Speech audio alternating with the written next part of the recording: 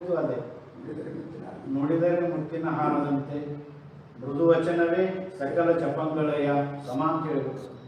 ಅದನ್ನೆಲ್ಲ ಬಿಟ್ಟುಕೊಂಡು ಒಬ್ಬ ಸಾಮಾನ್ಯ ವ್ಯಕ್ತಿ ಬಳಸುವಂಥ ಪದವನ್ನು ಯಾರೂ ಬಳಸಬಾರದು. ಮತ್ತು ಉದ್ದೇಶ ಸನಾತನ ಸಮಾವೇಶ, ಹಿಂದೂ ಸಮಾವೇಶ ಅಂತ ಇದೇನು ಹೆಸರು ಇಟ್ಕೊಂಡಲ್ಲ. ಸನಾತನ ಧರ್ಮದೊಳಗೆ ತಾಯಿಗೆ ಒಂದು ಒಳ್ಳೆಯ ಸ್ಥಾನಮಾನ ಇದೆ. ಆ ತಾಯಿಯನ್ನು ಅಗೌರವ ಮಾಡಿ ಆ ತಾಯಿಗೇನೆ ದ್ವೇಷ, ಇನ್ನು ದ್ವೇಷ ಐತಲ್ಲ, ಇನ್ನು ನಮಗರ ಬರಲಿ, ನಮಗೆ ಬೈಲಿ, ವೈಯಕ್ತಿಕವಾಗಿ ಹೊಡೆದಾಡೋಣ ಸಿದ್ಧಾಂತ ಬದಲಾವಣೆ ಇರಬಹುದು. ಆದರೆ ತಾಯಿ ಏನು ಮಾಡ್ಯಾರ? ಇದನ್ನು ನಾವು ಇಷ್ಟು ದಿನ ಪ್ರಶ್ನೆ ಯಾಕೆ ಮಾಡಲಿಲ್ಲ ಅಂದ್ರೆ ಸುಧಾರಣೆ ಆಗ್ತಾರೆ ಬಿಡ ನಾವು ಬಿಟ್ಬಿಟ್ಟಿದ್ವಿ. ಇದು ಮತ್ತೆ ಕಂಟಿನ್ಯೂ ಆಗೋ ರೀತಿ ಒಳಗೆ ಯಾಕೆ ಇಲ್ಲಿ ಬಂದು ಬಬಲೇಶ್ವರಕ್ಕೆ ಯಾಕೆ ಮಾಡಬೇಕಾಗಿತ್ತು? ರಾಜ್ಯದಾಗ ಆ ಕಡೆ ಹೋಗುವಂಥ ವ್ಯಕ್ತಿ ಸ್ವಾತಂತ್ರ್ಯದ ಸಮಾವೇಶಗಳು ಮಾಡೋದೈತೆ ಇತ್ತು. ಬಬಲೇಶ್ವರಕ್ಕೆ ಯಾಕೆ ಮಾಡಕತ್ತು ಅಂತಂದ್ರೆ ಇದಕ್ಕೆ ಹಿನ್ನೆಲೆಯಾಗಿ ರಾಜಕಾರಣ ಸಂಪೂರ್ಣವಾಗಿ ಬೆಂಬಲ ಕೊಡಕ್ಕಿತ್ತು. ಇದು ರಾಜಕಾರಣ ತಗೊಳ್ಳಬೇಕಿತ್ತು. ಈಗ ಕಾರ್ಯಕ್ರಮ ಆಯೋಜನೆ ಮಾಡಿದವರು ಯಾರು ಅದನ್ನು ಸ್ವಲ್ಪ ಅವಲೋಕನ ಮಾಡಿ. ಅವ್ರು ಯಾರನ್ನು ಇಷ್ಟು ದಿನ ಟಾರ್ಗೆಟ್ ಮಾಡಿ ಯಾರನ್ನು ಬೈತಿದ್ರು? ಯಾರು ಕನ್ಯಾಸ್ತ್ರೀಗಳು ಇಷ್ಟು ಜನ ಬೈಯೋದ್ರ ಜೊತೆಗೆ ಇವತ್ತು ಅವ್ರ ವಿರುದ್ಧನೇ ಬಂದು ಈ ಕೆಲಸ ಮಾಡುವಂಥ ಪ್ರಯತ್ನ ಮಾಡಬೇಕಾದಂತ ನಮ್ಮ ಕಣ್ಣಿಗೆ, ನಮ್ಮ ಮನಸ್ಸಿಗೆ ಕಾಣುತ್ತೆ ಮತ್ತು ಕೇಳುತ್ತೆ. ದಯವಿಟ್ಟು ಎಲ್ಲಿ ಮಾಡ್ಕೊಂತ ಹೋಗೋದ್ರಾಗ, ಯಾಕಂದ್ರೆ ಹಿಂದೂ ಧರ್ಮದಲ್ಲಿ ಲಿಂಗಾಯತ ಬರೋದಿಲ್ಲ. ಲಿಂಗಾಯತ ಏನಾದರೂ ಬೇರ್ಪಟ್ಟಿರ್ತೀನಿ, ಎಲ್ಲರನ್ನೂ ಒಳಗೊಂಡಂಥ ಈ ಲಿಂಗಾಯತ ಧರ್ಮ ಭಾವನೆ, ಪ್ರೀತಿ, ಅಭಿಮಾನ, ಪರಸ್ಪರ ಪ್ರೀತಿ ಇದನ್ನ ಬೆಳೆಸೋದನ್ನು ಧರ್ಮ ಹೇಳಿಕೊಟ್ಟದೇ ಹೊರತಾಗಿ ದ್ವೇಷ ಮಾಡುವಂಥದ್ದು ಹೇಳಿಕೊಟ್ಟಿಲ್ಲ ನಮ್ಮ ಧರ್ಮ. ಲಿಂಗಾಯತ ಪರಂಪರೆ ಹೇಳಿಕೊಟ್ಟಿಲ್ಲ. ಆದಾಗ್ಯೂ ಸರ್ಕಾರ ಆಗಲಿ ಅಥವಾ ನ್ಯಾಯಾಂಗ ಆಗಲಿ ಆ ಜಿಲ್ಲೆಗೆ ಬರಬಾರ್ದು ಅಂತೇಳಿ ನಿರ್ಬಂಧ ಹಾಕ್ತು. ಅದರಾಗೂ ಯಾರು ಪಾತ್ರ ಇರಲಿಲ್ಲ. ಯಾರೋ ಕೇಸ್ ಮಾಡೋದು, ಹಿಂಗೆ ಅವಾಶ್ಯತೆಗಳನ್ನು ಬೇದಾರ ಅಂದರು, ಕೋರ್ಟ್ ತೀರ್ಮಾನ ತಗೊಂತೆ ಬರ್ತಾರೆ. ಯಾವೊಬ್ಬ ರಾಜಕಾರಣಿ ತಗೊಂಡಿಲ್ಲ. ಮತ್ತು ತಗೊಳ್ಳಿಲ್ಲ ಅಂದ್ರೂ ಕೂಡ ಪರ್ಟಿಕ್ಯುಲರ್ ಹೆಸರು ತಗೊಂಡು ಟಾರ್ಗೆಟ್ ಮಾಡಿ ಮಾತಾಡ್ತಾರೆ. ಎಂ.ಬಿ. ಪಾಟೀಲ್ ಪ್ರತಿನಿಧಿಸುವಂಥ ಚಿತ್ರೀಕರಣ ಬರ್ತಾರಂತ ಅಜೆಂಡಾ ಉದ್ದೇಶಗಳೇನು? ಇಷ್ಟು ದಿನ ನಾವು ಸುಮ್ಮನೆ ಕುಂತಿದ್ವಿ. ನಾವು ಯಾರು ಯಾವತ್ತೂ ಮಾತಾಡಕ್ಕೆ ಹೋಗಿಲ್ಲ, ಹಿಂಗ್ಯಾಕೆ ಅಂತ ಏನು ಕೇಳಕ್ಕೆ ಹೋಗಿಲ್ಲ. ಆದ್ರೆ ಭಕ್ತರಲ್ಲಿ ಗೊಂದಲ ಸೃಷ್ಟಿ ಆಗಕತ್ತೈತಿ. ಏನು ವೀರಶೈವನೋ, ಏನು ಲಿಂಗಾಯತನೋ, ಏನು ಬೈಯವ್ರ ಬೇನ ಹತ್ತುನೋ, ಸೌಮ್ಯಗಳಿಂದವ್ರ ಬೇನ ಹತ್ತುನೋ, ಯಾರನ್ನ ಬೇನ ಹತ್ತಬೇಕಾಗಿತ್ತು?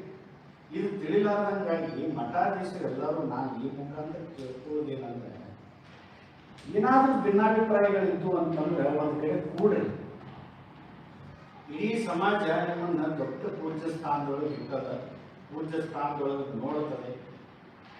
ಮಠಗಳನ್ನು ಬೆಳೆಸತಕ್ಕಂಥವ್ರು ಭಕ್ತರದಾರ, ಅವ್ರ ಮುಂದೆ ನಾವು ಜಗಳ ಮಾಡೋದು. ನಾಡಿನ ಹೆಸರಾಂತ ಮಠಾಧೀಶರು ಎಲ್ಲರೂ ಒಂದು ಕಡೆ ಸೇರಿ ಏನು ಕೋರಿಕೆಗಳದಾವಲ್ಲ ಅದನ್ನು ತಿಂದಿದೆ.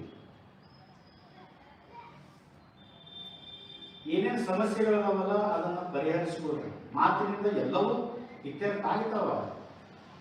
ನಾವೇನು ಕನ್ಯಾರಿ ಶ್ರೀಗಳಿಗೆ ವಿರೋಧ, ಯಾಕೆ ವಿರೋಧ ಅಂದ್ರೆ ಆ ಶಬ್ದ ಬಳಸ್ಯಾರಲ್ಲ, ಒಂದು ವಿಷಾದಾದ್ರೂ ವ್ಯಕ್ತಪಡಿಸ್ಬೇಕಾಗಿತ್ತ.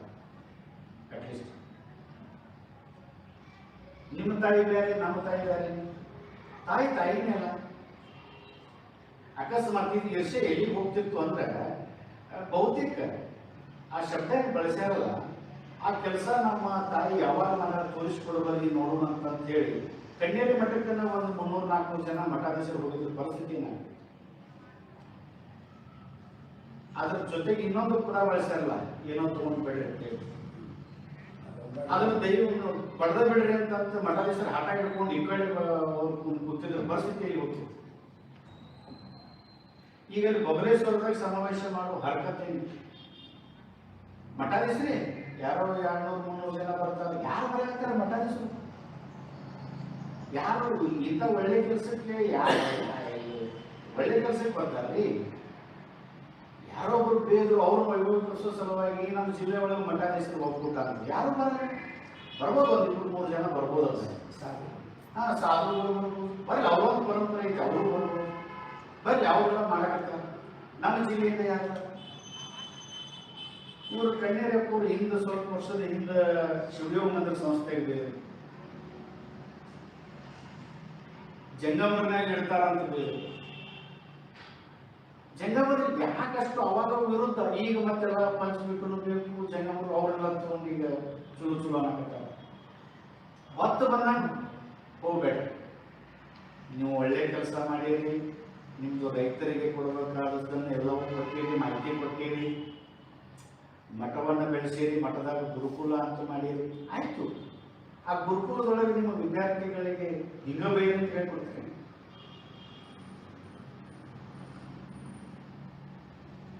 ಈ ಇವತ್ತು ಯಾರು ಈ ಮಠಾಧೀಶರು ನಮ್ಮ ಜಿಲ್ಲೆಯಿಂದ ಬಹುತೇಕ ಮಠಾಧೀಶರು ಹೊರಗಡೆ ಜಿಲ್ಲೆಯಲ್ಲಿ ಯಾರು ಬರ್ತಾರೆ? ಸಿದ್ದೇಶ್ವರಪ್ಪ ಅವರು ಇದನ್ನೇ ಹೇಳ್ಕೊಟ್ರೆ ನಿಮ್ಗೆ. ನಾನು ಸಿದ್ದೇಶ್ವರ ಆಶ್ರಮದ ಜ್ಞಾನ ಯೋಗಾಶ್ರಮದ ಒಳಗೆ ನಾವು ಭಾಗಿಯಾಗಿಲ್ಲ. ಜಂಗಮರನ್ನೇ ಪರ್ಟಿಕ್ಯುಲರ್ ಆಗಿ ಬೈದು ಅದನ್ನು ನಾವು ಏನು ಕೇಳಿಲ್ಲ. ಏನಪ್ಪ ಶಿವಯೋಗ ಮಂದಿರ ಏನು ತೊಂದರೆ ಮಾಡಿತ್ತು, ಯಾಕೆ ಅಷ್ಟೊಂದು ಶಿವಯೋಗ ಮಂದಿರ ಸಂಸ್ಥೆ ಮೇಲೆ ಅಷ್ಟೊಂದು ದ್ವೇಷ?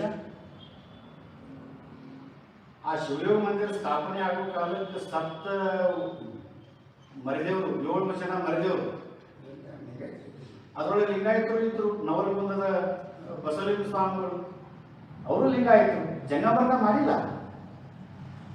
ಓಕೆ, ಸನಾತನ ಧರ್ಮ ಅಂತ ಹೇಳ್ತಿರಲ್ಲ, ಇವತ್ತು ನಮ್ಮ ಹಳ್ಳಿ ವಾತಾವರಣದಾಗ ಜಂಗಮರನ್ನ ಬಿಟ್ಟು ಯಾರು ಏನಾರ ಮಾಡ್ತಾರ? ಒಂದು ಸತ್ರು ಅಂದ್ರೆ ಮನೆ ಮನೆಗೆ ಅಡ್ಡಾಡಿ ಹೇಳ್ಬೇಕು. ಶ್ರಾವಣ ಮಾಸದಾಗ ಮನೆ ಅಡ್ಡಾಡಿ ಪಟ್ಟಿನ ಮಾಡ್ಬೇಕು. ನಾವು ಶ್ರಾವಣ ಮಾಸದಾಗ ಅಡ್ಡಾಡಿ ಪತ್ರಿನ ಹಾಕ್ಬೇಕು. ಅವ್ನು ಭಕ್ತರ ಅವ್ರಿಗೆ ಅಲ್ಪ ಸ್ವಲ್ಪ ಅವ್ರು ಬೆಳೆದ ಕಾರಣದೊಳಗೆ ಅಲ್ಪ ಸ್ವಲ್ಪ ಕಣವಾಗುವುದ ದಾನ ಧರ್ಮ ಮಾಡಿದ್ದು ಹಿಂದಿನಿಂದ ಬಂದಂಥದ್ದು. ಜಂಗಮರನ್ನ ಬಿಟ್ಟು ಯಾರ ಮಾಡೋದಾರ ಮಾಡಲಿ, ತೊಂದರೆ ಇಲ್ಲ. ಆದ್ರೆ ಜನ ಒಪ್ಕೋತಾರ, ಭಕ್ತರು ಒಪ್ಕೋತಾರ? ಒಪ್ಕೊಳ್ಳಲ್ಲ. ಅದು ಶಿವಯೋಗ ಮಂದಿರದ ಬಗ್ಗೆ ಬೈಯುವುದು, ಜಂಗಮರ ಬಗ್ಗೆ ಬೈಯುವುದು, ಮತ್ತೆ ಹಿಂದೂ ಧರ್ಮ ಸಮಾವೇಶ ಮಾಡೋದು. ನಡಿ ಎಲ್ಲರೂ ಸೇರಿ ಹುಡುಗರನ್ನ ಕುಡಿಯೋದನ್ನು ಕೆಲಸ ಮಾಡಿಸೋನು, ಬಿಡಿಸೋನು, ರಾಜ್ಯ ಸರ್ಕಾರಕ್ಕೆ ಒತ್ತಡ ಮಾಡೋನು. ಸರಿಯಾಗಿ ಬಂದ್ ಮಾಡಿರಿ. ನಾನು ಎಷ್ಟು ಮಂದಿ ಸಂಸಾರ ಹಾಳಾಗ್ಯಾವ, ಎಷ್ಟು ಮಂದಿ ಅದ್ರ ಬಗ್ಗೆ ಯಾರೂ ಮಾತಾಡಲ್ಲ. ಅದಕ್ಕೆ ಬಿಡುದು, ಒಳ್ಳೆ ಬೆಳೆ ಇದಂತೂ ಇದನ್ನ ರೂಪದು ಅಂದ್ರೆ ಏನಿಲ್ಲ. ನಿಜವಾಗ್ಲೂ ಭಕ್ತರಿಗೆ ನಾವು ಮುಖ ತೋರ್ಸಕ್ಕಾಗಲ್ಲ ಮಠಾಧೀಶರು. ಅದಕ್ಕೆ ಈಗೆಲ್ಲ ನಮಗೆ ಯಾಕೋ ಮನಸ್ಸು ಬರ್ತಾ ಇಲ್ಲ. ಅದರ ಸಲುವಾಗಿ ನಾವು ಆ ಕಾರ್ಯಕ್ರಮವನ್ನು ಬಹಿಷ್ಕಾರ ಮಾಡ್ತೀವಿ.